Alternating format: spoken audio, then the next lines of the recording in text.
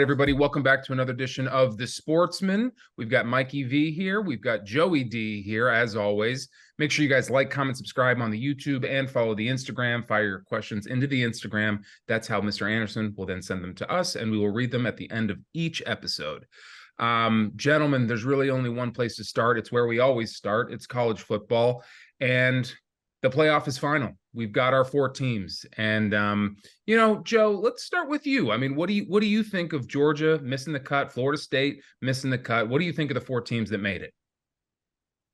I mean, it's really at this point, it's just like back and forth. I obviously it's terrible for these seniors, especially at FSU, who had an undefeated season in top 5.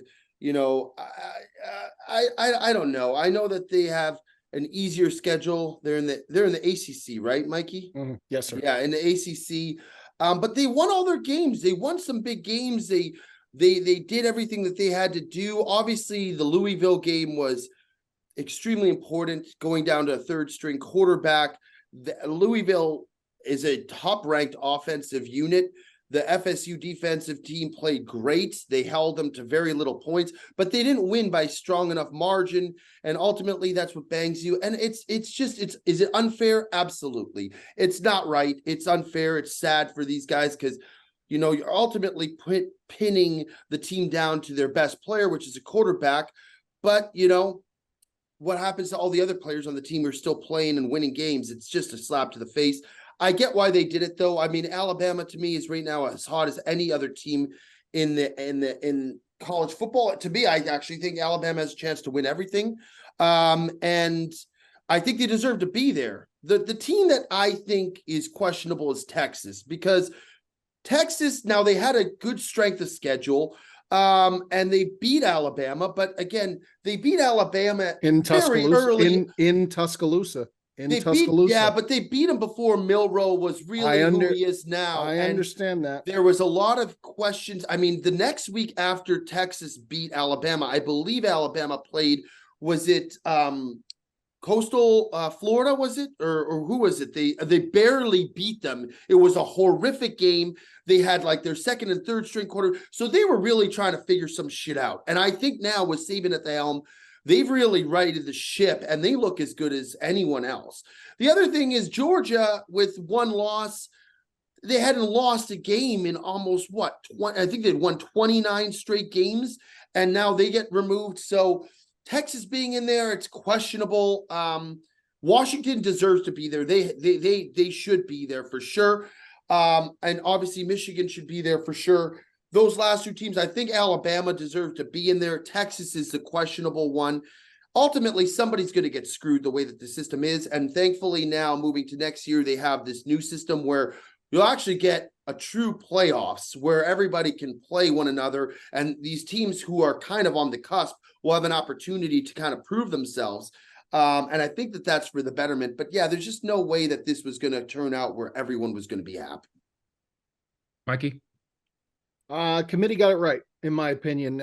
There's a Whitney Houston song. It's not right, but it's okay. I'm going to make it anyway. That should be Florida State's theme song. Jordan Travis will be back next year. They'll have a legitimate shot. That defense was fantastic, but here's the issue. You're down to a third string quarterback. We've seen this play out before. The first ever year of the college football playoff, Braxton Miller gets hurt for Ohio State preseason. JT Barrett comes in, gets hurt in the Michigan game right before the Big Ten title game. They play Wisconsin. Ohio State goes out, wins 59-0, beats Wisconsin. I'm not saying that Florida State needed to beat Louisville 59-0. Florida State probably had to win that game by 3 touchdowns. Had Florida State won that game by 3 touchdowns or more and made it look like it was never in doubt, made it look like it was a strong case, they would have went on. The committee would have put them in. You think so? Yeah, I think so. If they had blown out Louisville, I think they would. I think it would have been impossible at that point. But the fact that Louisville hangs in that game until the 4th quarter, and now the way the cards fall, I think the committee got it right, leaving Georgia out. As much as people want to say Georgia is one of the best 4 teams in the country, they're probably correct saying that. But Bama obviously has to go in. There's no room for Georgia at that point because you cannot put Bama in my opinion, and leave Texas out. The head-to-head, if that doesn't count for the biggest point of emphasis to get a team in the playoff, then nothing should. Texas, I understand it happened early in the year. I understand Alabama's a different team. I would say Texas is a different team too, because offensively, Texas is putting up points. They're putting up touchdowns in bunches. They are blowing teams out since the loss to Oklahoma. They're throwing. That was a brutal loss, by the way. They should have won that game. So they're scoring 50 points, close to 50 points a game now. That Bama Washington, the Texas Washington game should be a great game. I said it here the first week of November when we had a show after Bama LSU. I said not only can Bama beat Georgia, Bama could win the whole thing. I still believe that. I think Bama is the team that nobody wants to play right now. The way Milroe's playing, the way they're playing. Michigan's going to have a tough time against them because Michigan's offense to me doesn't look right. Michigan automatic bid, undefeated Big Ten champion. Washington automatic bid, Pac-12 champion in one of the strongest Pac-12 years I could remember in recent history for that conference. Texas to me, once Bama beat Georgia, was an automatic the way they've been playing, and a one-loss Big 12 champion. Florida State, unfortunately, is really the team that got screwed. They got screwed, and it's unfortunate, but again, I think this was the decision that the committee was going to make. This was really how I thought it was going to play out after conference championship Saturday had ended. And that's the way it played out. And next year, nobody will have to worry about this anymore. Mikey, if theoretically Florida State had blown out Louisville, how does that end up looking like? What do you think the top four ends up being now? If you have to put Florida State in, then who goes in? Is Alabama? I think Alabama. I think third, and then Alabama goes 4. Alabama's out. Georgia's in. I think Alabama is out, and Texas is in. I really think that the committee would. I personally believe that the committee would look at. There's two things to look at. How much are you going to weigh Texas's win over Alabama? Had that game been in Texas at the beginning of the year, maybe there's even more of an argument. But the fact that Texas went to Alabama and beat them in a head-to-head early in the year. Then you look at who has the worst loss. Bama's loss is obviously better because it's to Texas. Texas's loss is the worst loss. I think it would have been a conversation, but I think if Florida State blows out Louisville, let's say they won 42-7 or 42-10, something like that. I think Louisville, I think Florida State stays where they are and Texas gets that 4 seed and Bama finishes at 5 and the SEC gets left out. The problem is the committee ever going to leave the SEC out if the champion's a one-loss champion? Do that? Tough. But again, the argument is tough. It's even worse, I think, of a scenario for the committee because it's tough to leave Texas out. This was the worst. This was the most chaotic, most insane possible finish nightmare scenario for the committee ever. This was nightmare scenario for the committee to have to make this decision. But I thought that they kind of would just get away with it because again, next year, this is a moot point. It's not a conversation next year. I don't think anybody's going to go to war battling for a fringe 13th seed team that didn't make the playoff. There's going to be less of an argument there. How many teams next year make it? 12. 12. Oh my God. Next year, the top 4 seeds will all get a bye. So if you're a top 4 seed, it's still going to mean something. You get a bye. And then the higher seeds host in their own building a playoff game, which is very cool. And then that's going to be awesome. It's going to be awesome. And then after the first round, it'll go to bowl game locations. So they'll all be bowl games after that. I bet you there's cool. A team that's going to be 8, 9, or 10 that's going to upset some teams and make a big push. I'm sure, because if it's one of those teams like a cusp team like Ohio State or Georgia, you're telling me that Ohio, they projected what the playoff would have looked like this year with the 12 teams. And those matchups, Ohio State would have played, I think they would have played Penn State again. Oh, man. And Georgia, you don't think Georgia could upset somebody playing them in Georgia? I mean, they're going to be favorite throughout. Here's the crazy thing is that next year, if you're not a top 4 seed, you have to win 4 games to win the national title. 4, which is, that's a ton, man. That's NFL. You got to win wild. But that's like any other, that's like anything else. Yeah, before, it's a lot more, man. But that's a lot of games for these kids, bro. You're talking about a 16-game season potential. Really kids, though. The freshmen are, though, dude. These kids, 19. How many freshmen are playing? Yeah, there's some. I like that a lot more because it takes a lot more power out of the committee's hands. Oh, no, believe me, I like it too. I like it for the reason, plain and simple, that my team odds are is going to be in the playoff almost every year, which is awesome. But Like, I kind could of go to a playoff game in Columbus. That's pretty fucking cool. Like, I intend on doing that next year if they make it, if they don't get a bye. Merry Ballsmas from our friends over at Manscaped. The holidays are approaching, but what if I told you that the celebrations are starting early this year? It turns out the perfect gift does exist. And who else to bring it down your chimney than the leaders in below-the-waist grooming? Keep calm and let your balls jingle this season with Manscaped's brand new Performance Package 5.0 Ultra. Featuring the new Lawnmower 5.0, watch all your wishes and mistletoe kisses come true. Look nice when you're going naughty by going to manscaped.com and use code SportsmanPod20 for 20% off and free shipping. Unwrap the gift of smoothness this season with Manscaped. Guys, let me tell you something. I got myself a Lawnmower 5.0 Ultra, and it does the job. No nicks, no cuts, no ifs, ands, or buts. Gets the job done every single time. Get 20% off and free shipping with the code SportsmanPod20 at manscaped.com. Again, that's 20% off with free shipping at manscaped.com when you use the code SportsmanPod20. Manscaped, get your jingle balls ready for the holidays. Well, that kind of leads me to my next question as far as I've asked you guys a couple times who you guys think your true top 4 teams are, committee aside, the politics aside. This team beat that team by that much, so they get in, and this team doesn't. Who do you the eye test? Who is your final absolute best 4 teams? Not who deserves it, not who this, just the strongest 4 teams. Is Ohio State in there? Is Georgia in there? Georgia should be in there. Well, Joe, let's start with you. Who's your top 4 just best teams? Not who deserves it, just who are the best teams in the country? I think Michigan, to me, looks like the best team in the country right now. And I know that you don't disagree, Mikey V, but they've won. I think their defense looks incredible. I think the offense has looked hard the last month. I think they can run the ball so well that they really don't. McCarthy he just has to manage the game. Now against you guys, they couldn't run the ball. I get that. But like, to me, I think Michigan is 1.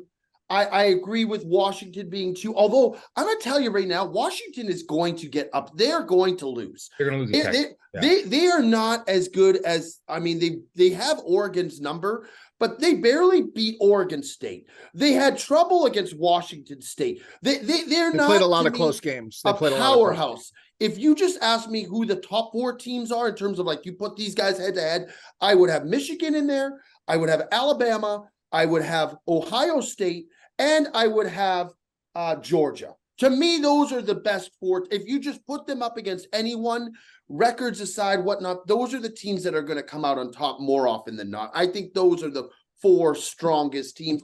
Texas is right around there too. Florida State, if they play anybody right now with the current quarterback situation they have, they're going to get blown out. So I get why when they had Jordan Travis, they were there. But that to me is Michigan.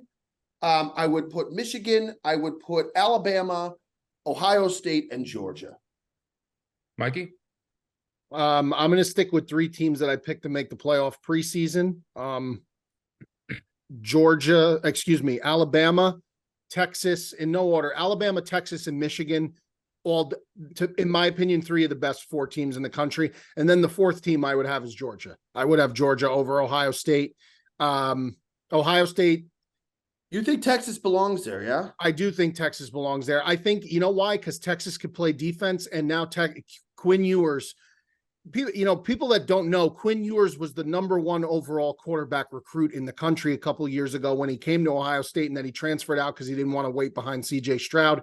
Quinn Ewers is supposed to be like a Heisman level player, best player in the country type of player. That's who he is. If he's right and the Texas defense is right, I think they're going to beat Washington. I think they're going to beat Washington. By the way, Mikey, Washington, listen, I don't want to take nothing away from Washington. Michael Penix is an awesome player. I think he's incredible. I've been singing Michael Penix's praises for years since he was at Indiana. I said the kid was going to be special. He looked fucking awesome at Indiana. I remember him going against Ohio State many times. I watched him, and he would light them up. He's a great player, but their defense, I don't believe in them.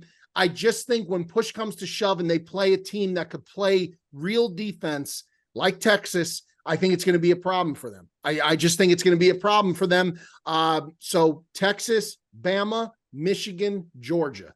Wow. I would Mikey, swap. by the way, I would Texas, swap whoever. Who did you have? Ohio State. I had Ohio I would swap State Ohio State out for Texas. Yeah, and I didn't have any particular order too. But Mikey, last year, going back to Quinn Ewers, before he got hurt in that game in Texas playing Alabama, they were winning. I believe if he finishes that game, they would have beat Alabama. I remember. Yep, you're right. You're right. You're 100% right. That game, Texas was winning. That he got hurt, and right. Alabama came back and won. But when he was playing, he was sensational that game. He looked unbelievable. To me, I think Bama is going to win the whole thing.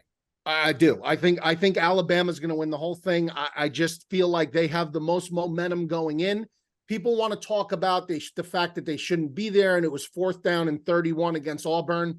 All well and good, but again, a game like that, a rivalry game, a mega rivalry game, you could throw records out the window in games like that. You just can. That's the way college football is. I don't think a lot of people get that, but I've seen teams that are undefeated lose to rivalry teams with 3-4 losses.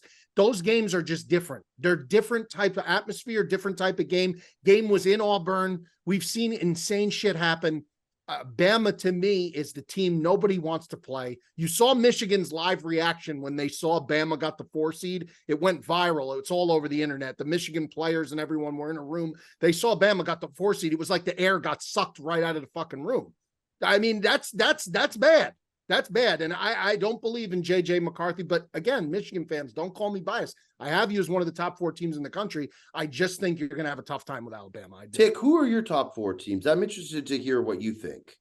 Yeah, I mean, just the eye test, who I think the best teams are right now, I think Alabama's number 1. I mean, I don't think anyone's better than Alabama. Me too, Tick. I believe that. I think the SEC has deserved our respect as well. I think Georgia's number 2. I just think these SEC teams, I know it's getting a little bit closer, but I just think they're in a league of their own, man. I think I'm going to put Georgia 2. I agree with everything you said about Michigan, Joe. I put them 3. And then it's between Washington and Ohio State. I don't think Texas is a top 4 team. I think they're 5, 6, 7, somewhere in there, but I think there's 5 or 6 teams better than them. Really? Fuck it, I'll go Ohio State. Their defense is also just Ohio State is so good. I mean, they lost 1 game to Michigan. I'll go 2 Big Ten, 2 McCord SEC. is gone. McCord's gone now. So yeah, he is. Yeah. I listen, I would love to see, I think that the best case scenario for the national championship game would be Texas against Alabama. Rematch of that game.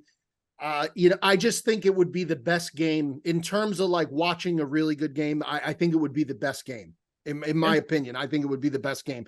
I know people aren't buying on Texas, but I don't know, man. I don't know. Again, the only loss they have is in the Red River rivalry, which again is one of the biggest rivalries. They should have won that game, by the way. That's why I don't take much stock. They were up by 3, and Sarkisian did not have that defense. They let what's his name, Gabriel, just drive down the field with no time left. If we are going to say Bama should be penalized or looked at differently for the fact that they barely escaped Auburn, we cannot condemn Texas for losing in that manner to Oklahoma in a rivalry game that is on the same level as Bama Auburn, the same level as the Iron Bowl, because it is. The Red River rivalry is as big. The difference is for whatever reason, I don't know why they shouldn't, but that game should be left for rivalry weekend as well. I hate the fact that game is played in October. I hate it. It should be with the game Ohio State, Michigan. It should be with the Iron Bowl, the Civil War, the backyard brawl, all of that.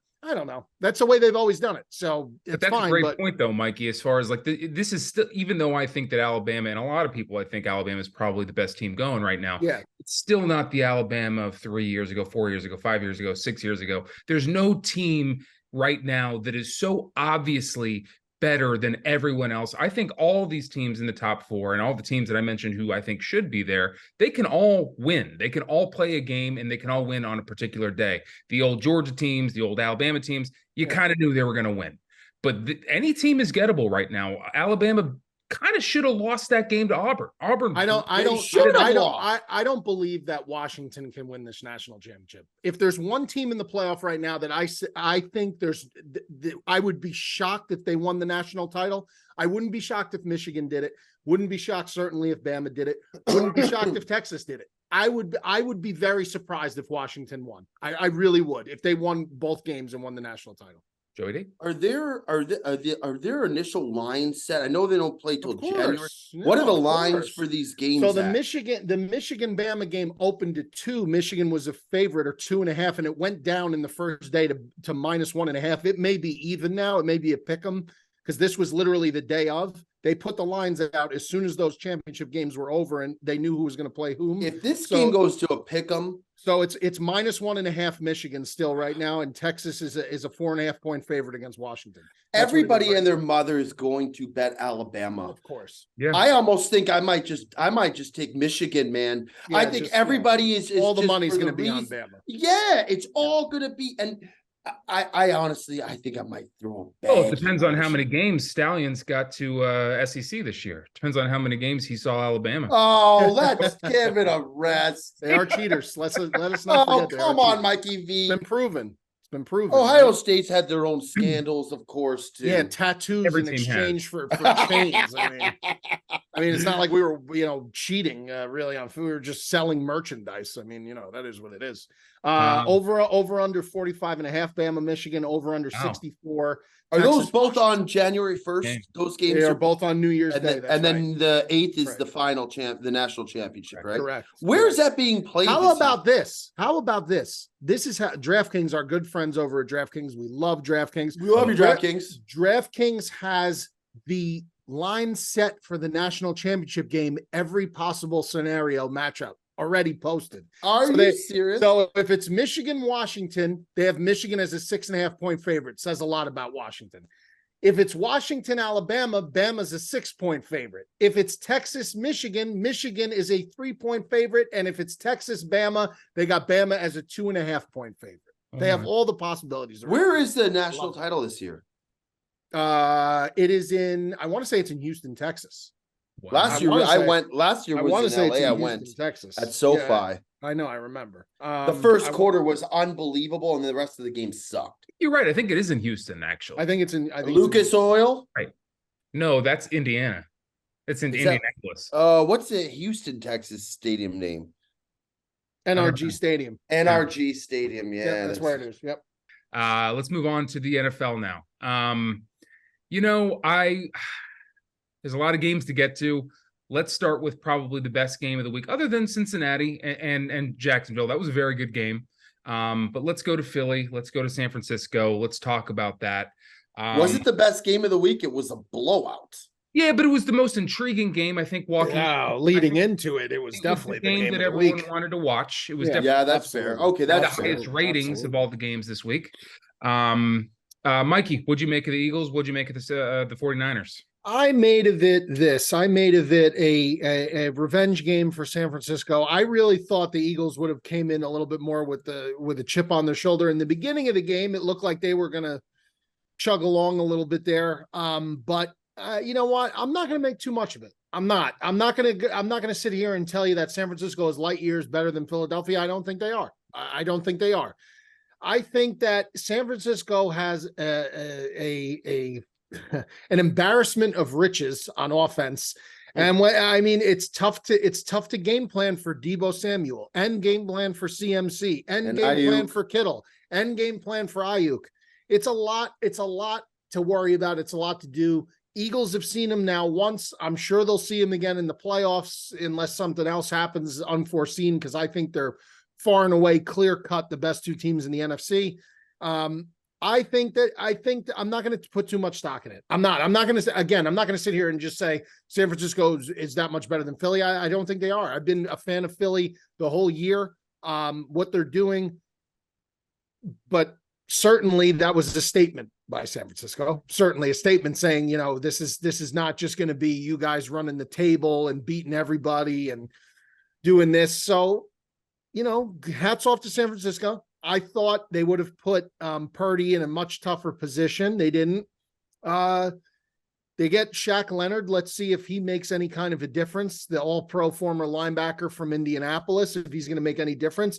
They're kind of bounty hunting with, first Byard and now Shaq Leonard to try and give them even more weapons on that defense. Hopefully Jalen is not really banged up and they don't have to go with Mariota for any extended period of time because he stinks.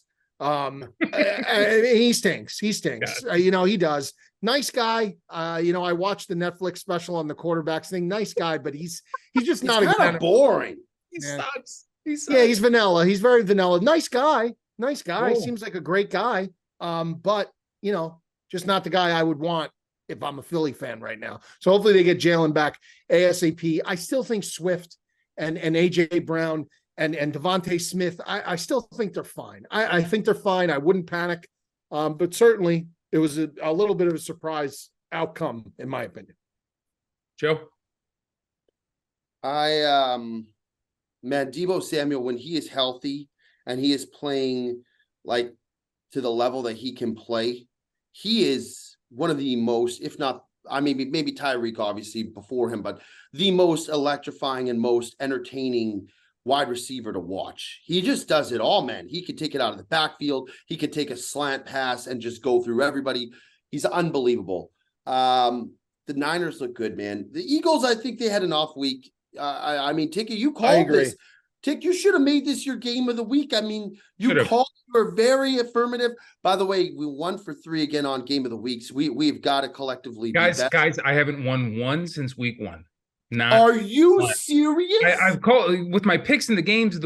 Just when we go through it, I win a lot of those games. But every time I do a game of the week, I fucking lose every single one. You're right, Joe. I should have picked this one because I felt very strongly about it. And me and Mikey, I actually liked Mikey's game of the week with the Eagles money line. But I tell you what, man, dude, at San Francisco, when they're healthy and they're firing on all cylinders, and their defense is what their defense is, this is a tough team to beat.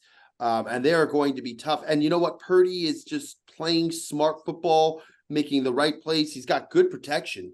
That was another big part of the problem is the Eagles just couldn't get to Purdy, and I don't know. It was a great game in essence. And then San Francisco just pulled away and it was over. It's crazy to me. I think Hurts needs to run more in these games. I think he needs to make them respect his legs a little bit more. And then hopefully that'll open something up in the passing game. I don't know. It was.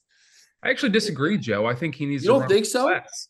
I think first of all, he's been putting himself in really bad situations when he runs. He doesn't get out of bounds quick enough, and people are expecting him to run now based on last year, and he's been getting beat up a little bit, and he's been taking a lot of licks, man. And this is inevitable. No matter how big you are. I think even the Burkhardt or Greg Olsen, one of those guys said it, like, I'd like to see him, the protection's there. I'd like to see him stick around in that pocket a little bit longer than always rolling out, always kind of fleeing the pocket. I'd like to see him stand in there a little bit more because he has the protection. It's not the type of player he is, though, really. No, you know what I mean? No. Like, I don't want to change everything about him. Let me tell you something. You want to trust that a little bit more. That could get very ugly too if you try to force him to be something he's not and he stays in the pocket. That's the issue I feel like with the Bears and Fields and what they do with him. Like they refuse to cater to his strengths and let him do what Hurts does a little bit more. Yeah. And I think that severely, causes an issue and causes regression for Fields doing that over and over. But I still think that Jalen Hurts is going to get it done, can get it done. No question about it. But San Francisco, these players on the San Francisco team, man, when they get like something, they're very much like, I don't know, when they get something in their head, like they don't like you and they want to beat you, they're very much like a very cliquey kind of outspoken, very vocal, Debo and Ayuk and those guys and the defensive guys, Drake Greenlaw and all these guys. He got tossed on Sunday. Big Dom, by the way, that was very entertaining. That was wild. Free Big Dom, man. Free awesome. Big Dom. Yeah, it was. Well, I'll tell you this. And Joe knows all about that with the Packers. When the 49ers don't fucking like you, I've dealt with that many times. Yeah. And I'm by no means saying that I want him to be Tom Brady standing in the pocket. I'm not saying. I get what you're saying. Just a little bit more. My point. Go, Joe. My point was only that the Eagles couldn't run the ball. Like if the Eagles could establish the run, it kind of made them one-dimensional. Like Swift. That was by far his worst game of the year. He couldn't do anything. They couldn't get the run game going. So that's the only reason why I do agree with you, Ticket, that he's got to be careful not to get hurt. I just think that had he I think like in a game like that, if you can't get the run going and you have the quarterback scramble a few times and get some first downs with their legs, it kind of makes the linebackers respect the run a little bit more, and they don't just drop back in coverage because it makes them almost one dimensional. That's the only thing I was saying. That Niner front line, if they stay healthy the rest of the way, is just nasty. It's always going to be a mismatch, no matter how good of an offensive line they play. When you got Bosa and you got Chase Young and you got Eric Armstead and you got Hargrave, that is it. All those guys, if they were on other teams, could easily be the best defensive lineman on those teams. Chase Young was, in my opinion, a great get for San Francisco because it just added another guy that traditionally, if he's on, you have to double him. And you can't, because you can't double him. You can't double everybody.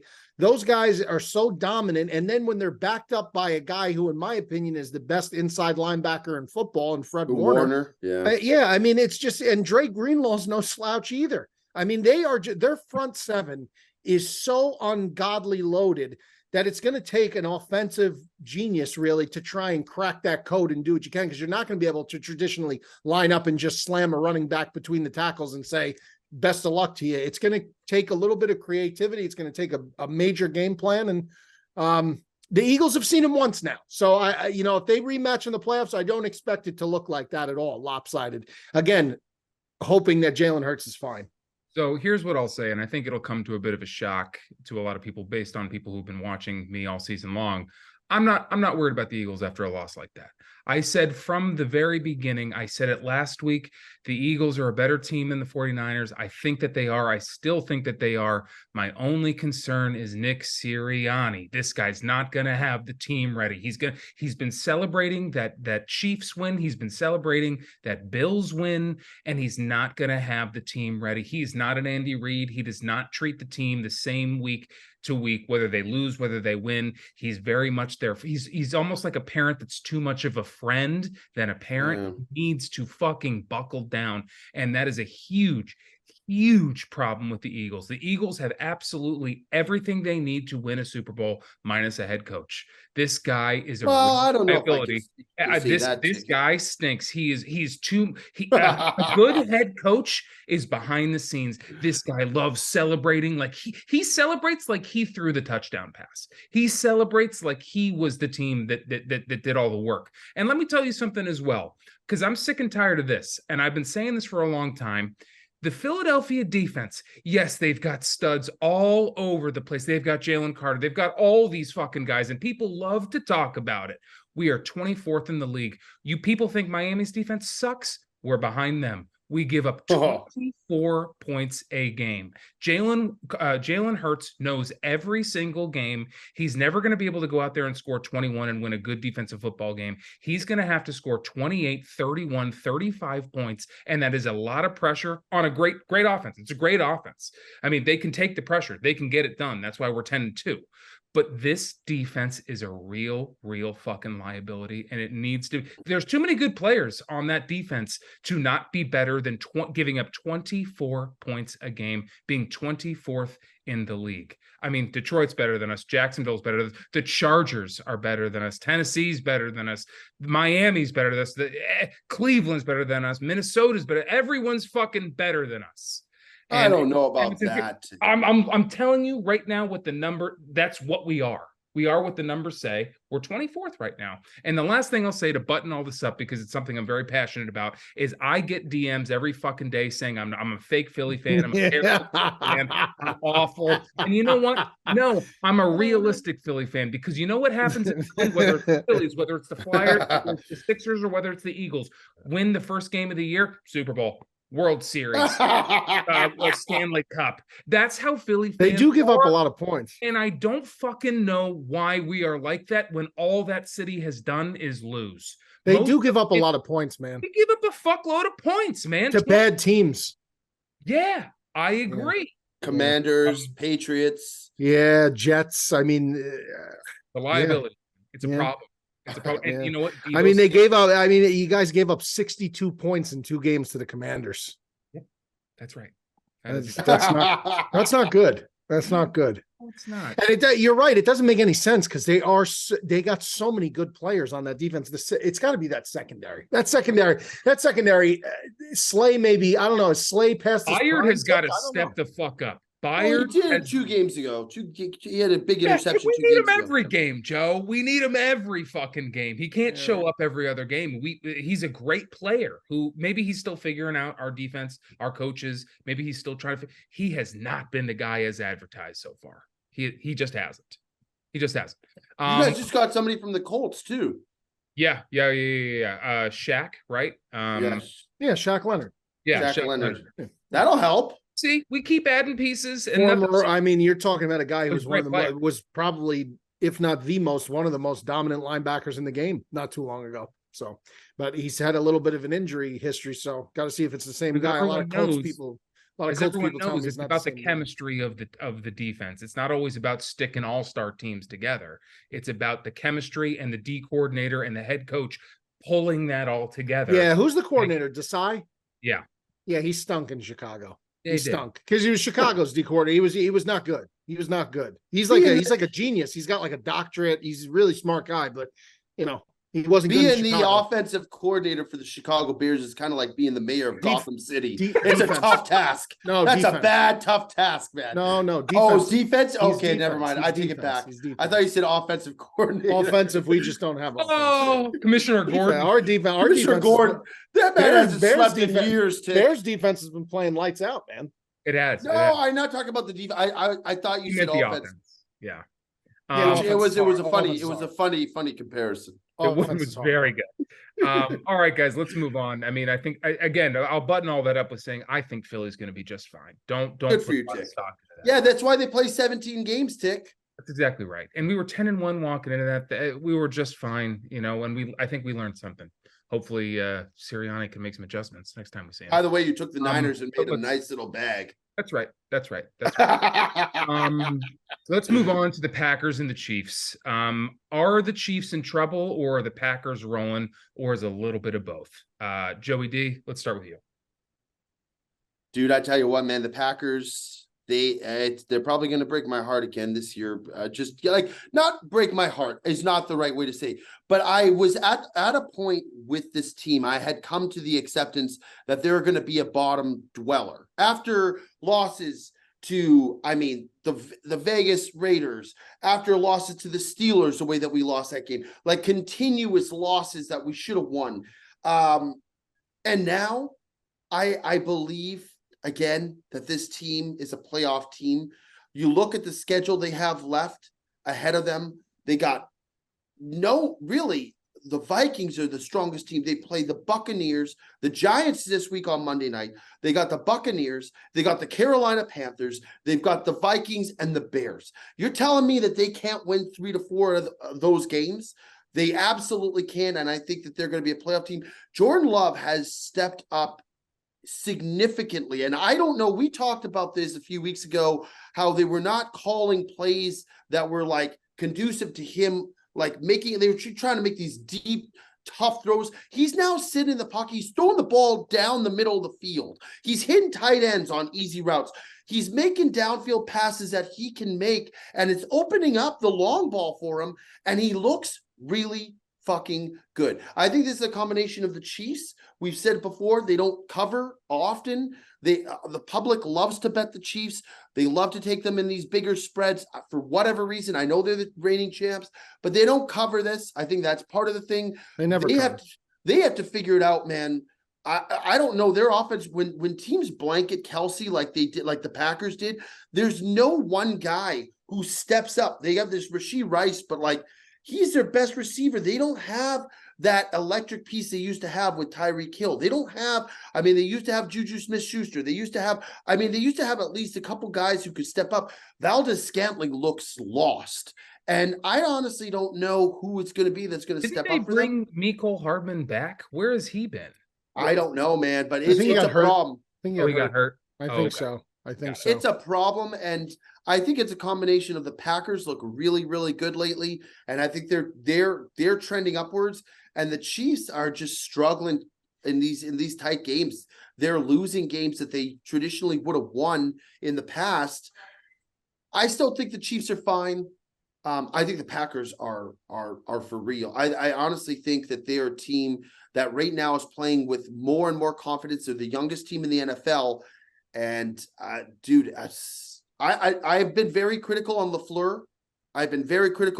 But he's got this team playing up above expectations right now, and it's really fun to watch. Mikey? Yeah, I've been saying it for a couple of weeks now. I said Packers are one of the hotter teams in the league.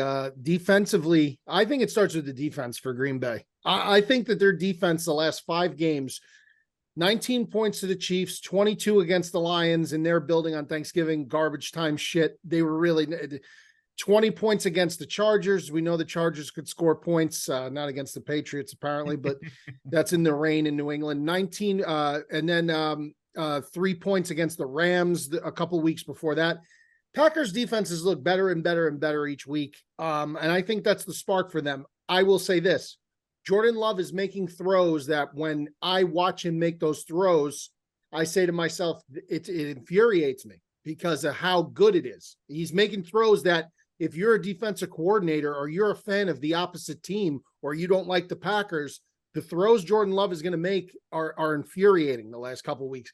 He is making some wow throws, not like average throws, not okay throws, good throws. He's making some wow plays just by hanging in the pocket and doing it. He's not making those dumb interceptions. He's not throwing those dumb interceptions as frequently, if at all, anymore. And A.J. Dillon's getting the ball moving a little bit on the ground. And Christian Watson. We haven't had Aaron Jones.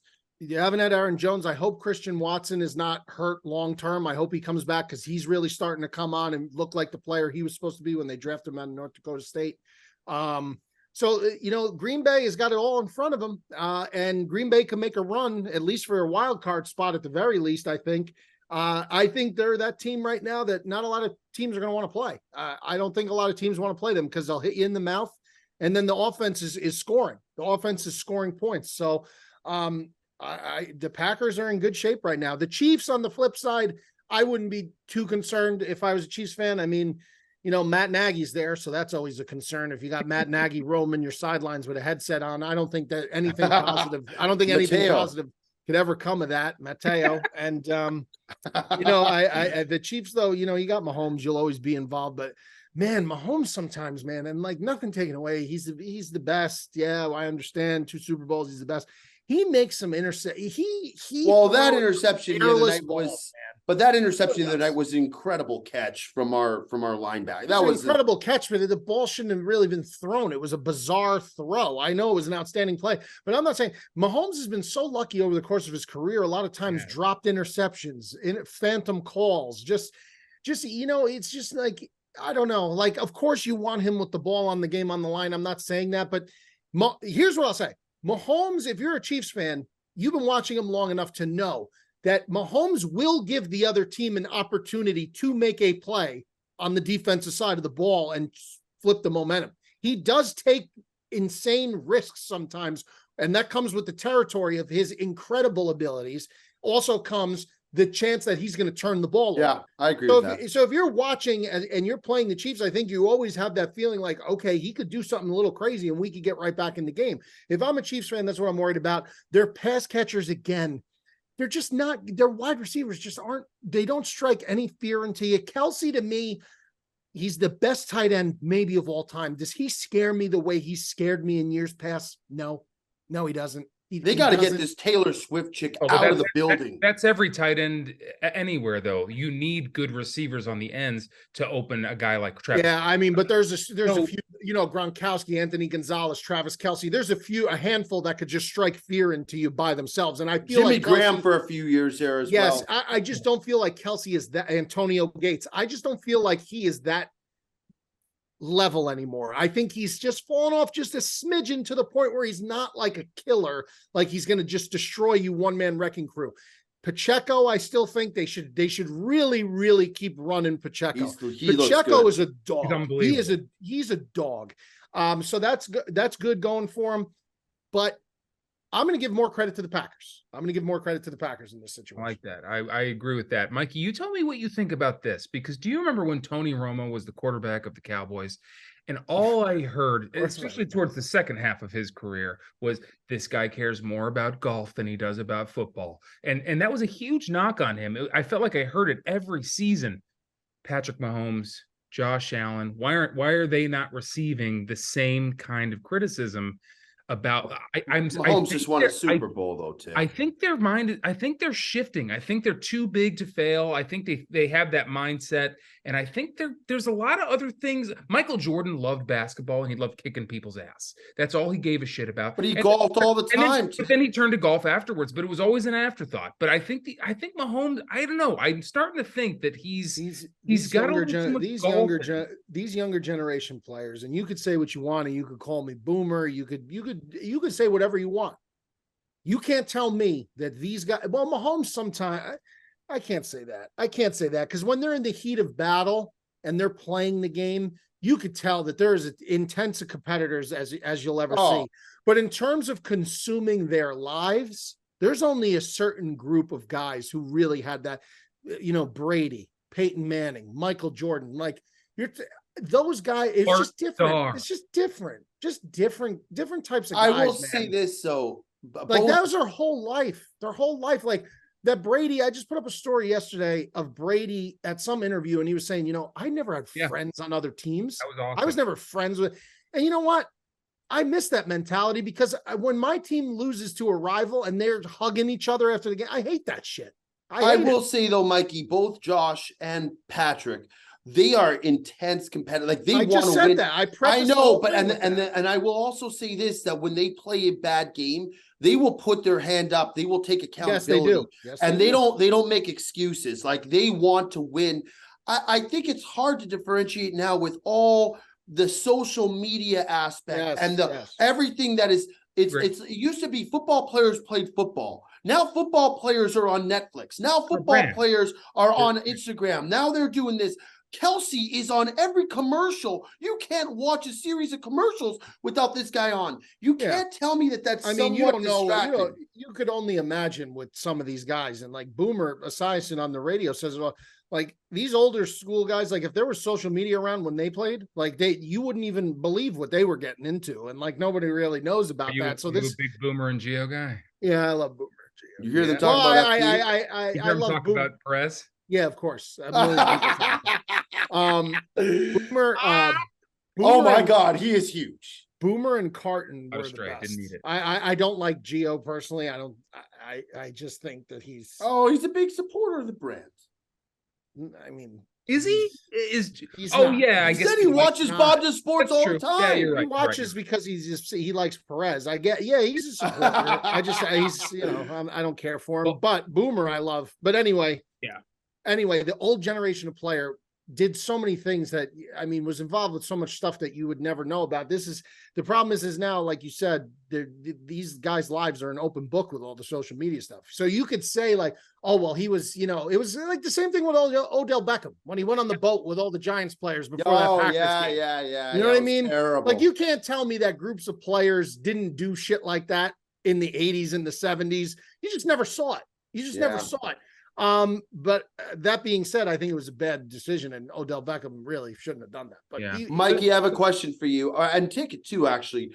Do you guys think do the Packers make the playoffs, and B, do you think it's the last wild card? Do you think they get a higher seed wild card? Schedule? Like, what do they have? Who do they I have? just told you they have the Giants this week, then the Buccaneers, then the Carolina Panthers, then the Vikings, and then the Bears. Oh, that's a loss. I think they do make the wild card then. Imagine it comes down to Packers Bears, and they have to. You would love that to get into the playoffs. You would love a lie. By the way, I heard. Did you hear Big Cat this morning talking on? I saw a clip on. I think it was part of my take where he was just infuriated at how good Jordan Love is. Yeah, and yeah, how, yeah. like, I heard it. Yeah, if he goes, could life is have, not fair, and it's if bullshit. he could say, like, if there could be a world where it could come down to the last game, like what the Lions did to the Packers last year, the last game of the season, the Bears could knock the Packers out from making the playoffs. If it comes down to Bears Packers, with Bears having the chance to knock the Packers out, I will go fly out to Chicago and watch a game with him. I will watch that game with him,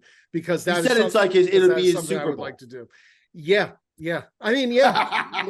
Unfortunately, it's got to be infuriating for you guys seeing how good Love looks. Like, yeah, I mean, it is for sure. Well, I'll say this. I haven't really given. I think the Packers. How about this? I think the Packers are the best team in the NFC behind San Francisco, Dallas, and Philly. Is there a chance they can still win the division? I think they might be better than Dallas. They're more consistent. No, they put out a more consistent product. I cannot say that. Dak is not consistent. Okay, all right. Well, what I'll say about that game is I agree with what you guys all said about Jordan Love. I think this guy's making elite throws, man. This guy looks like the real fucking deal. They're better than the NFC South champ, whoever that's going to be. What I will say is that one drive that led to a touchdown, Collinsworth. I mean, say what you will about Collinsworth, I think he actually said it pretty well. Jordan Love threw that teardrop throw up in what a throw! And he said a prayer. This guy said a prayer. I don't think that was a throw that. I don't put that in the upper echelon of like, oh, that would a throw. I think he threw that thing up and good things happened. And then to finish the drive, Christian Watson made an incredible fucking catch. Oh, yeah. As well. That was more on the catch than the throw. But all that aside, Jordan Love looks really fucking impressive. And I think those early losses that you're talking about, Joe, to the Raiders, I think that's just growing pains of his first year as being a starting quarterback. You know, you got to go through that. Now he's becoming the guy that he really is. And the last thing I'll say about that game too, because this is the most infuriating thing about the NFL and the NFL fans is everyone at the end of that game's talking about the pass interference, which it was absolutely pass interference. But what people seem to just forget out of their mind was a call of unnecessary roughness on a guy hitting Patrick Mahomes 2 plays earlier when Mahomes needs to get out of bounds. He's still running because who has seen Mahomes juke a guy and get 15 extra yards? Mahomes needs to get the fuck out of bounds. And the fact that was 15 yards right there. So that was your makeup call. Don't just say it was pass interference at the end of the fucking game, because you got a fucking call that should never have been called for 15 free yards.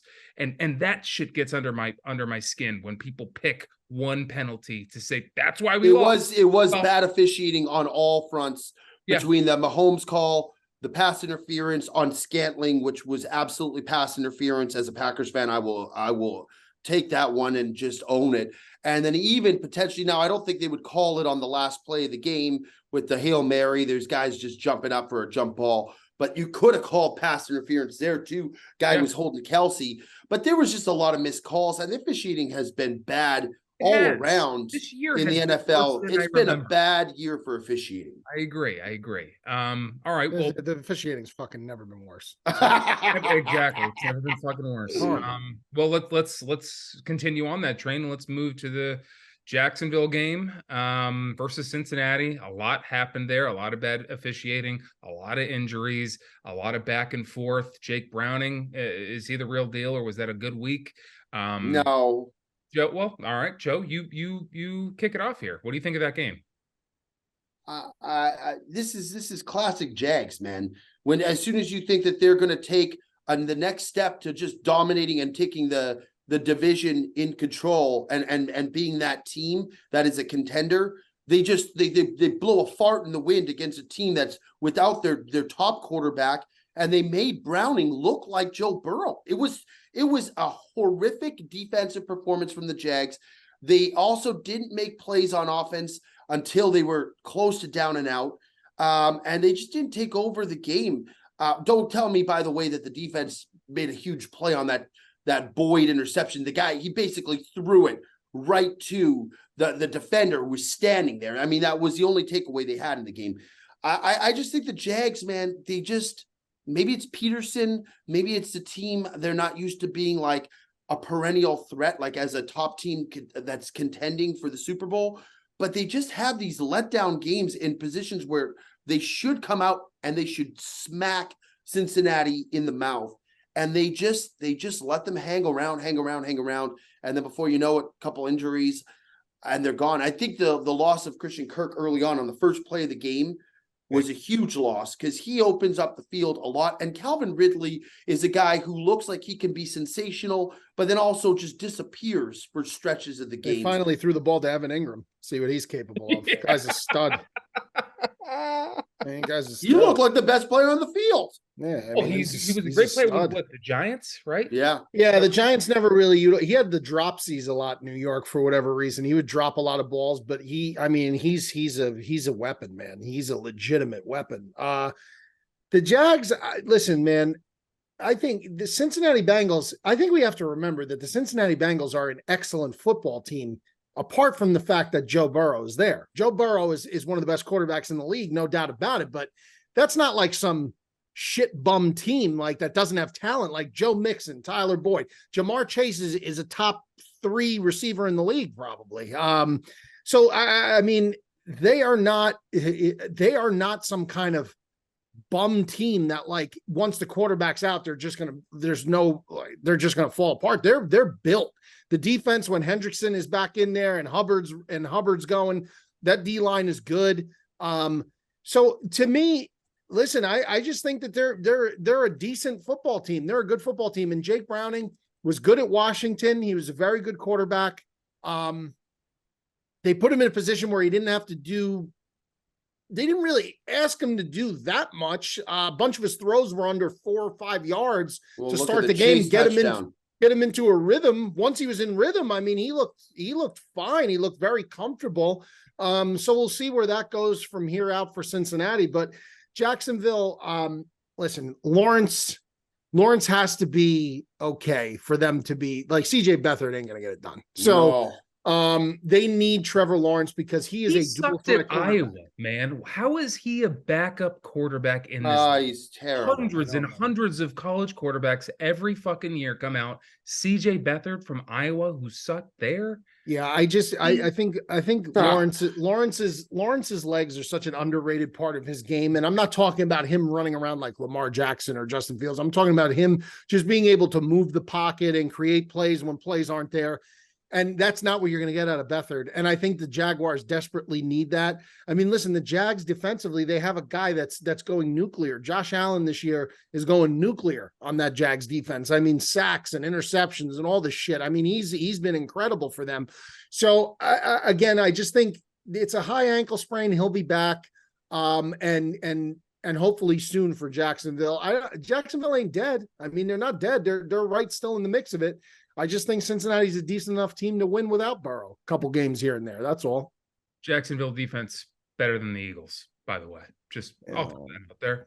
They're giving up less points. All right, guys. There's a few other games I'd really like to get to, but we're short on time here. I really want to talk about the Chargers and the Patriots, but maybe we can talk about it when we talk about Week 14. Let's start with Thursday night's game.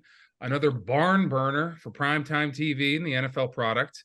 We've got the Patriots heading to Pittsburgh. Pittsburgh's getting 6 points. Mikey? No, Pittsburgh's giving 6, right?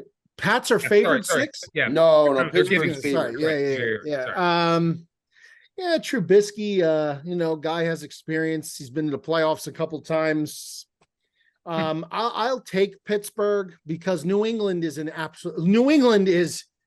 a train wreck. The fact they should have squeezed out that game against the Chargers because their defense, they made the Chargers look so stupid again.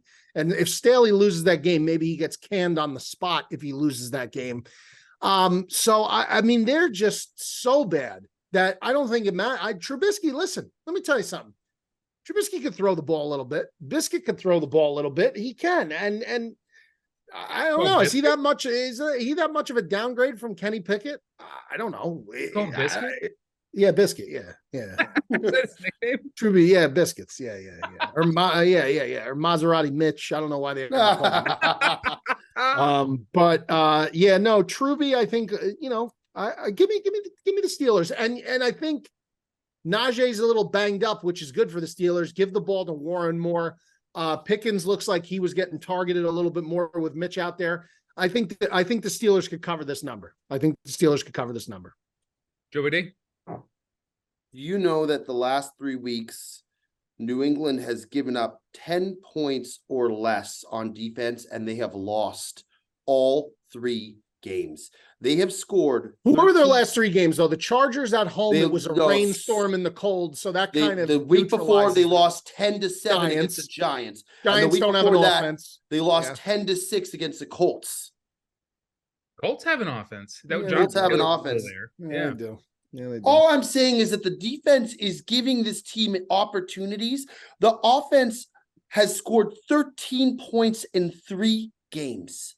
Do you know how horrid even tonight is going to be to watch? Tomorrow night, sorry. It's going to be terrible. It is just not a team that can put up. Well, actually, when people see this tonight, so that's a very good call. My point is that Ezekiel Elliott, if he's one of your top offensive players, you've got issues, man. You have serious issues. Yeah. And I just don't. I think this is a classic case. Belichick is done. He's already looking on to next season. Lord knows where he goes. He will not be with the Patriots. I can tell you that right now.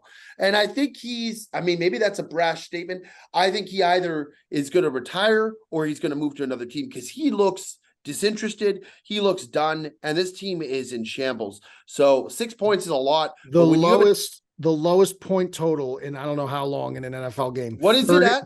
30 points. I have 29.5. 3-0. There you go. Yeah. I mean, I might still take the under. I mean, it's not a game you could take the over. It's just not. I don't care. I don't care. I know you're going to say to yourself, that's so low. There's a reason why it's so low. The under probably cruises in. Are you taking the Steelers? I will take the Steelers to cover. I'm not going to touch this game, I don't think, on my own personal. Thursday always comes around and we always take something. So yeah. Well, there's lots to take. You could take a player prop, or you could take a quarter. I can't wait to see the team half totals. They got to be historically low. They have to be so low that it's good. You know what? Steelers first half total team over, whatever it is. That's probably what Biscuit can throw the ball a little bit. Biscuit can throw the ball a little bit. He can, and he will. He can and he will. He'll run for more yards than he'll pass, probably. To this day, the Patriots, whoever's managing that team, I mean, it's Bill. Why they let go of Jacoby Myers, their only offensive player, who's a great receiver. He's had some injury issues in Vegas, but he is a great offensive weapon. He could have brought a lot of value to that team this year. They sure as fuck need him this year. Why they just let these guys go for pennies on the dollar, I don't know. He was done with him after that last play when he gave the ball up and against the Raiders, and but he's a good player. I'm just saying he gave the game away, and shockingly, then he ends up becoming a Raider after that. Yeah, exactly. So anyway, to keep it moving, I'll take the Steelers as well. You just can't put money on the page. You just can't. I'll bounce around here for time's sake. Next game we're going to go to is the Sunday night game, which is Eagles in Dallas. That's a great game. Dallas is giving 3.5 points. Mikey, what do you think of that game? I think it's going to be, listen, Dak, at some point, Dak has to beat this team. He's got to beat this team. He's got to beat a serious contender in the NFC at some point. Dallas has been hot. Yes, they let Seattle hang around. Yes, they gave up a lot of points to Seattle, more points than I thought they would to Seattle, a lot more, which is concerning. But, you know, I just think Philly and Dallas is a classic NFC East brawl. It's a battle. It's going to be a bruising game, a hard-hitting game. The Eagles going to have a major, chip on their shoulder, something to prove. This game is impossible to pick without knowing if Jalen Hurts playing ticket or is he not? Yeah, he's going to play. Okay. I got to take the Eagles plus 3.5. The hook. I'll take it because of the hook, and that's the only reason. I think if Dallas wins, it'll be a field goal. I don't know. But then again, if Dallas blows their doors off, Dallas is. This game is impossible. It's an impossible game. But I'll take the Eagles plus 3.5. Not a game I would touch. Just not. Joey D. And the over under is 51.5. It's not. It's. That's I don't know. It's a decently high total in the NFL. Yeah, no, I give me the Eagles here. I think the Eagles bounce back after a tough loss at home. Yeah. I think, say what you want about Sirianni, but they rarely drop 2 in a row. They rarely have clunker games 2 in a row. And by the way, Dallas has been playing some shitty teams. They've been winning them convincingly. Don't get me wrong, but last week that's what Dallas does. They beat. But last week we thought that they were going to roll. Yes, and they didn't roll. They did not. They did not look nearly as good as they could have. And to be quite honest, there was a point in time I thought Seattle was going to win that game. So give me the Eagles. What is it? 3.5? 3.5. Yeah. I almost want to. The game sucks. Game sucks, man. It's a great game. It's a great game, but it's just not a game. Give me the Eagles with the 3.5. I don't. If it was at 3, I would feel very strongly about the Eagles. But 3.5, give me the Eagles. Take over 9.5 points first quarter if you're going to take anything. I think that's something that I really like. I think this is a perfect line. I think the Eagles lose the first 3 quarters of this game. I think Dallas is up most of this game. I think the Eagles, Jake Elliott, long 60-yard field goal wins the game. They win. Wow. Oh, nice. Something like that. I think Dallas come out first half, hit him in the fucking mouth. If Elliott could hit a 60-yarder in the fucking rain in the wind against Buffalo, he could hit a 70-yarder in fucking AT&T Stadium. Yeah, no guy shit. is a top 3 kicker, by the way, and he ain't 3. It's Justin Tucker, and then it's him. This guy's unbelievable, man. Don't forget about Young Ho Koo. Sure, Young Ho Koo. Young Wei. Young Wei.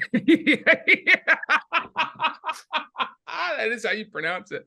Young Wei. I'm sick of hearing about Evan McPherson, by the way. What a hot and cold kind of kicker. Yeah, this guy's lost me more prop kicking bets. That's a guy you cannot prop kick. He owes Mikey a paycheck. He owes me a bag. He ruined a 5-teamer for me.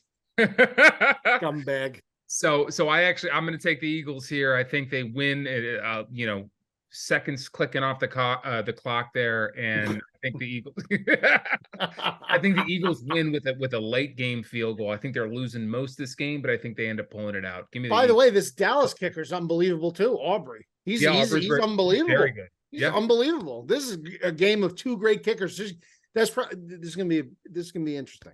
I think there's going to be a lot of field goals in this game. I think his feet will be pushed to the fire. You know what? I'm gonna make this my game of the week. I'm taking the Eagles game of the week. That's wild, Joe. Plus 3.5. I'm making this my game of the week. All right. Actually, no, I'm not. Okay. That was what was that? That was 15 seconds. And then, all right, great. Okay. I feel strongly about the Eagles. So I feel strongly about the Eagles. That was great. All right. Well, moving on here. It's not your game of the week, so we'll move on. No. We're gonna move to Chicago. Lions are coming in to play the Bears, and I normally would have skipped this game, but I think the Bears are playing a little bit better football than I think, and the Lions look they're trending in the wrong direction. Joey D's got his hand up, but Detroit is giving 3.5 points. Joey D. The reason I didn't take the Eagles Cowboys game of the week is because this is my game of the week. And I am taking the Chicago Bears. I am taking those newfound pesky Bears. They are pesky. They are a little pesky, aren't they? They're a little pesky. Let me tell you something. They are pesky. That's a great word. They got banged in Detroit. They should have won that game. They sure should have. They had to watch a dear friend of the pod, Aiden Hutchinson, punt the ball out of the end zone on a safety after they gave up a game that they should have won. And then they had a bye last week, but then the next game they come out and they punched the Vikings and they played awful and they still found a way to win. The defense is playing well. The Lions are on a skid right now. I took the Lions last week. By the way, they covered. This week, the Chicago Bears. The Chicago Bears are my game of the week. How many points are they getting? 3.5. I see draft. I actually think the Chicago Bears. I might even sprinkle money line. Wow, Joe's been hot this year. He's been pretty good on his game of the weeks. His game of the weeks have been elite. I've been firing, man. And the Chicago Bears are in a place right now. This is personal. It's a divisional game. They always play the Lions pretty hard, and they're at home, and they have some momentum going right now. Yeah, sure. That's my game of the week. Mike, if you liking this game. He likes the Lions. Yeah, I do. I do. I think here's the thing is I agree with everything Joe said. The Bears defense is playing lights out lately, but still offensively, they are just a clusterfuck. They are a clusterfuck offensively. Fields completing a lot of passes, but they just don't let the guy throw the ball down the field. They got to use more. Yeah, use it more. Mean, he had 11 catches last week or whatever it was. He went fucking and nuclear. they won the game. That's what I'm saying. Yeah, I know, but they won the game, but they couldn't even score like 2 touchdowns. They scored one touchdown. DJ Moore is a top 5 wide receiver in the league. You give him a quarterback. He's a monster. Top 10. I think he's a top 5 guy, man. He's unbelievable. Listen, if it's 3.5, I'll take the Bears, I suppose, but I'm seeing it at 3. I think the Lions. Give me the Lions. Let me ask you: you don't think Jared Goff is going to turn the ball over a couple times in this game? I mean, he has traditionally when he comes to Chicago. He's had Montez Sweat. He's causing some havoc up there. He is. You know what? Give me the Bears. Give me the Bears. Give me the Bears. Attaboy. This fucking guy talked me right into it. Give me the Bears plus the 3.5. Give me the Bears plus the 3.5. I think they're going to win the game. Good. I'm gonna take the Bears too, and you're right, Joe. I think they're gonna win the game too. I would even take the Bears money line. I think they're gonna win this game. But moving on here to Joe's favorite team in the entire league. You might think it's the Packers, but it's actually the Indianapolis Colts. Jonathan Taylor's out, man. So tough. The Colts are heading to Cincinnati. Zach Moss is good. I know, but I have Taylor in fantasy. The Colts are taking on the Bengals, and it's basically a pick 'em. The Colts are giving 1 point. Mikey, who do you like there? I like Cincinnati at home. I think Jake Browning is going to surprise some people again, because I think his team is really good. I think he has an excellent supporting cast. They got to stop. They should never run a trick play ever again. The Bengals should never run a trick play ever again. Those were the worst 2 trick plays I've ever seen in my life. As long as Cincinnati doesn't run a trick play, I'll take Cincy at home against the Colts. Jake Browning Washington? Is that where he was? He was Washington, right? Washington, yes. 4-year starter, I think. He's great. He took him to the playoff. That's right. Yeah. Joey D, who you like there? I like the Colts. Yes, he does. They've won 4 games in a row. I hear They're you. a top team. Yeah, they are. And you know what? By the way, Minshew is playing pretty good football. Like he's making plays and Michael Pittman Jr. You want to talk a guy who is underappreciated as a wide receiver for what he can do. This guy's electric. He can make plays. And Tika, you said it perfectly. He'll be shut out in the first half, and all of a sudden he's got like 2 touchdowns and 100 yards in one half. And I think as long as they utilize him, listen, they have no Taylor. Zach Moss is still a very competent running back. He can hit the hole hard. And Minshew's making plays. This is still a Bengals team without their starting quarterback. They have problems on the offensive line still. And I think the Colts defense, I think their defensive line is pretty strong. I think they get to Browning, maybe get a couple turnovers. It's going to be an ugly game, but give me the Colts to cover. There's what, -1? Yeah, it's basically a pick-up. Yeah, I'll take the Colts. Colts. I love the Colts. I agree. I think Michael. We know that.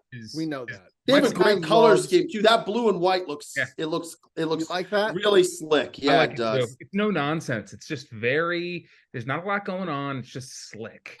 I don't know when I turned into a Colts guy. This happened over like the course of like this year. Yeah. I think Michael Pittman Jr. is one of the best receivers in the league, but it's true. I have him on my fantasy team. I'll look at halftime every single fucking time. You get so mad. 0.0. And then the game ends, he's got 27 points. If the Colts remember that he is on their team in the first half and they play 4 quarters of football throwing the ball to that guy, they'll win more often than they lose. I'll tell you that. And I like the Colts to win this game as well. This is actually gonna be my game of the week. I like the Colts -1. Oh, the means take the Bengals every game of my somebody buy. I also take bigs. I look back. I take big spreads. Yeah, too. You love big spreads. I don't know what's going on. The Cowboys let me down last week. Anyway, I like the Colts.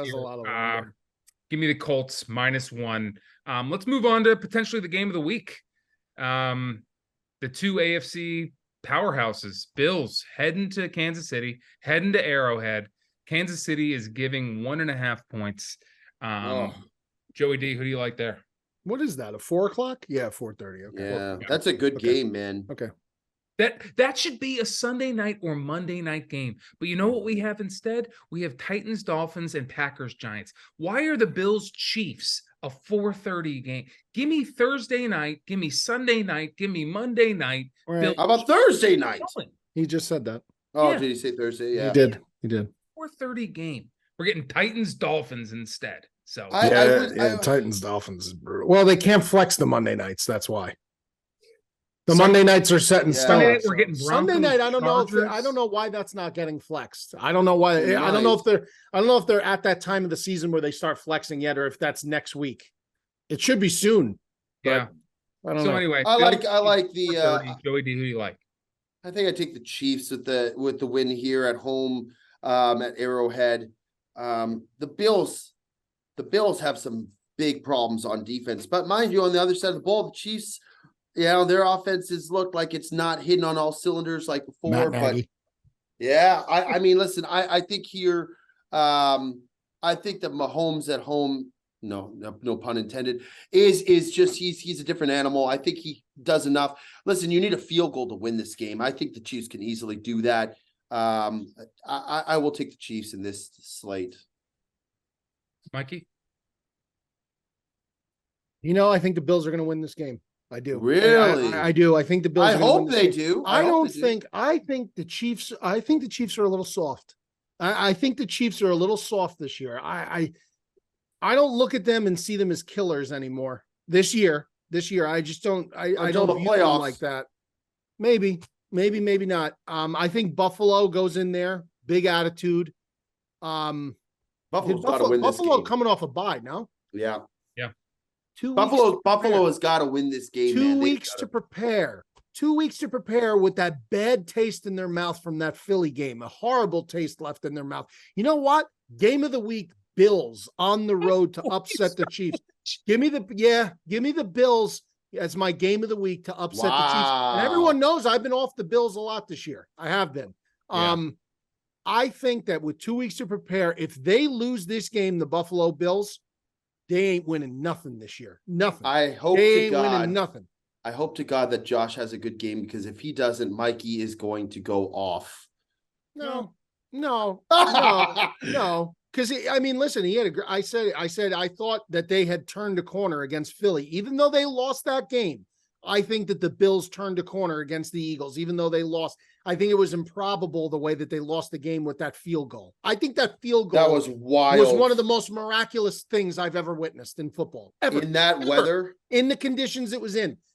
Bills turn the corner, 2 weeks to prepare. Tougher team. Chiefs are soft. Matt Nagy stinks. Bills outright. Game of the week. Was that more surprising than Vermont getting that upset? No. Mikey, did you do for the Kangaroo? Did you do the Alabama game? Points? No. Did you say I put up Vermont against Yale? No, I saw that, but I'm saying that you could have used the Kangaroo for that Alabama Hail Mary on 4th and 31 against Auburn. Yeah, but I don't know what that was spread wise. Really, it didn't really do anything, because if you were an Auburn money line better, that's a really bad beat. But what I saw in this Yale game, and if you haven't seen it, Yale was up 5 points with 3.8 seconds left, and Vermont won the game 66-65 in regulation. With 3.8 seconds, it wasn't even what happened wasn't even possible. You got to look at it. It's crazy. It's crazy what happened in that game. But Bills, my game of the week. I think the Bills beat the Chiefs. I think the Chiefs are a little soft, and I think the Bills are going to be playing very, very motivated football. Very motivated. Over-unders 48.5. I love the over in this game. I think the offenses, I think it's a game of two guys who are so competitive, and they get extra competitive when they play each other. I think it's going to be a bit of a shootout. I think Isaiah Pacheco has a fucking huge game against that Bills defense. Wow. And if they stay committed to that, though, stay committed, because if the Bills go up a touchdown or two and they start throwing the ball every play, I just don't believe in these Chiefs pass catchers. I just don't. Rasheed Rice is a nice player. He's Mahomes is a gamer, man. If he's going to show up. He is. Yeah. So anyway, so give me the Bills. I like the Bills. There you go. I like the Bills plus 1.5. Okay, let's get into our viewer questions of the week. Apologize for not doing Who's a Problem, but we all got things to do, and we will surely get back to it next week. But let's do some questions. This first question comes from Dan Larich. Who is winning punt, pass, kick between you three? Well, Tick's winning the kick. Apparently, he can kick 40-yarders. So. Yeah, I'm coming in last. My right knee is like all fucked up. There's no chance. Yeah, Joe. Pass maybe, but punt, kick and punt, no. I was telling Joe this the other day because he was furious about a guy who almost fucked up a punt return. I played high school football, and Michael, you have as well. Watching that ball fly. That's not easy. That's one of the harder things to do. But when you call a fair catch, you're not going to get hit. All you have to do is watch the ball and catch it. There's not, like, I understand if you're trying to catch the ball and maneuver around people who are trying to hit you. When you do this, you should catch that ball. It should not even be, that's they're paid professionals. It's hard though, man. That ball is spinning, dude. It's an awkward ball. It's hard. I'm just saying it's hard, man. It's not a bad idea if you're up like, a touchdown or two and you're punting the ball away. Maybe not a bad idea to actually hit the guy when he calls for fair catch and just take the penalty, because he may be gun shy. You may fuck him up for the rest of the game. Yeah, and just eat the penalty. It's a 15-yard penalty. That's it. Yeah, just eat it. Fuck it. If it's a deep punt inside the 20 and you just fucking steamroll the guy, now every time he's calling a fair catch, he's going to be thinking about that. It's got to happen early in the game. I don't know. Could be interesting. Could be. All right, good question there, Dan. Next one comes from Joe Woolway. Is Dak now the favorite for MVP? Yes. That's a simple answer. Yeah. Yes, unless I'll say this with a caveat. Yes, unless CJ Stroud and the Texans somehow win the rest of their games, or win their division. If they win their division, if the Texans win the rest of their, if the Texans go into New York and CJ Stroud hangs up a big number on that Jets defense, which I don't think he's going to do. I think he's actually going to have a tough time this week. I think it's going to be a clunker game for him, and he hasn't had one yet. I just feel like this is a bad spot for CJ after that big win that they just had last week. Again, another improbable win for them. I just think this is a really tough spot for him. But if they somehow do, I think Stroud really is firmly in the MVP conversation. So Dak's got to be favorite now. But watch out for CJ Stroud. And I don't think Jalen is dead and dusted. And by the way, Brock Purdy's got to be firmly in the. I don't agree with it. They've lost a bunch of games, though. I mean, they have, but he's putting up numbers, And but also again, for Purdy, he's got so many good players. Can McCaffrey be in that conversation? McCaffrey could be. Tyreek Hill could be in. Tyreek Hill's going to hit 2,000 yards. Let's see the odds right now. So the odds right now for MVP, as it sits today, why is it not there? Offensive player of the year, defensive player of the year, rookie coach comeback. I don't know why. I saw it. It was, I think, Dak plus 300. I think Purdy was like plus 320. And then I think Mahomes was up there, and so was Hurts. This is ridiculous that it's not there. I think McCaffrey, I saw McCaffrey at like plus 1,200. And I think Tyreek Hill should be in the conversation too, man. I mean, he's not going to get Brock Purdy is the favorite right now. Purdy is the favorite. He's plus 300 over Dak. Yep. Yeah, Jalen is plus 350. Dak is plus 350. Tua is plus 850. It's almost the same.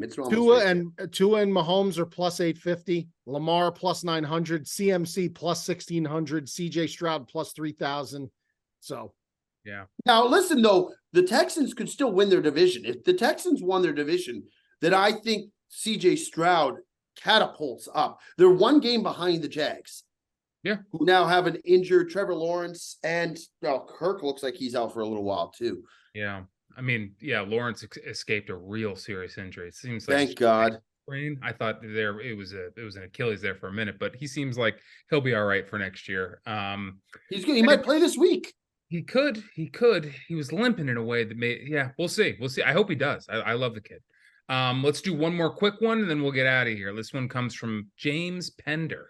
When Scott Hansen sadly moves on, who would be his best replacement from your group? Or I'll even open that up. Who do you just think would be his best replacement in general? Who do you From think? our group of friends?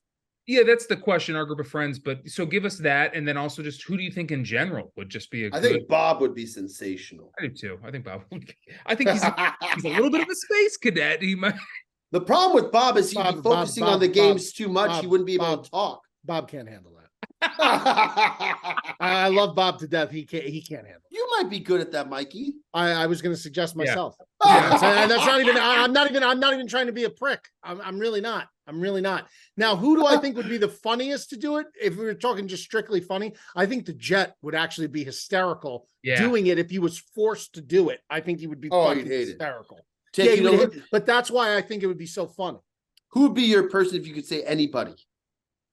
Anybody in the world? In the world? Oh, that's a different conversation, Joe. I'd love Steve Harvey to do it. Down the side. Show me Titans. We got an interception. Could you imagine? Great pick. Could you imagine Gus Johnson doing that? Oh, Gus Johnson doing red zone. He'd be exhausted. The guy would have. I don't think he would make it through the. I don't think he'd make it to the witching hour. I don't think he'd make it to the witching hour. The witching hour down the sideline. Yeah. I don't think he would be able to do it. I really don't. He definitely wouldn't make it to the second. He wouldn't make it to the second slate of games. That's what I'm saying. By the witching hour, he'd be on life support. They'd have an AED hooked up to him. You know who I'd like to do it? Joel Klatt. Joel Klatt's good. Yeah, I like Joe Klatt a lot. I think he'd be very good. Colin Cowherd, I don't like him as an on-camera personality, but I think he would be decent at it. That twangy voice would have to. It would be a lot. Chris Fowler. You know who would be good, and I hate to say it. I really hate this guy, but he probably would be decent. Is the American Idol guy, who's everywhere. Oh, Ryan Seacrest. Oh, Seacrest would probably do it. God. I'm not saying I like it, Mikey. Yeah. I like to think of like guys who are not in sports. If you had to throw, that's why I said Steve Harvey. Oh, that's good too. Yeah, a guy not in sports would be Steve good. Harvey is the answer. You know who would be good at it? And I don't know where he's Trump. going. Trump. Let Trump do it. Trump on red zone would be unbelievable, bro. Lot of scores. Yeah, a lot of updates. A lot of scoring going on. A lot of scoring. The last one too, I would say, and then I think we got to go is Chris what's the guy? The Berman. Chris Berman. Yeah. Would be really good. Yeah, he would be good. That's a fun question. That's a good one. All right, everybody. That's another edition of The Sportsman. Sorry, we cut this one a little bit short, but we all got stuff going on. We will sure to do a longer one next week. I mean, this was still long, no, Tick? I mean, this was an hour and a half. It had to be an hour. It had to be. Yeah, for us, that's on the shorter end, though. That's absurd. This was low. It felt absurd. Well, we all a lot of minutes. A lot of minutes, a lot of people, a lot of analysis. Walked in here, I said, wow, a lot of quite frankly, some of the best. All right, we appreciate every one of you guys out there watching the show, sticking along with us, riding the picks, just enjoying themselves, having some fun. Make sure you guys like, comment, subscribe on the YouTube and the Instagram. Fire your questions into the Instagram. Mr. Anderson will field those and send them our way, and we will answer them at the end of each episode. When football's over, we might even just do a whole episode just on questions. So please keep firing. If we don't make it one week, we always log them in, we always store them, and we will get to them at some point. Gentlemen, another good one, another fun week, another good week of football ahead of us. Week 14 coming up. We will see what happens next week. Gentlemen, I will see you all next time.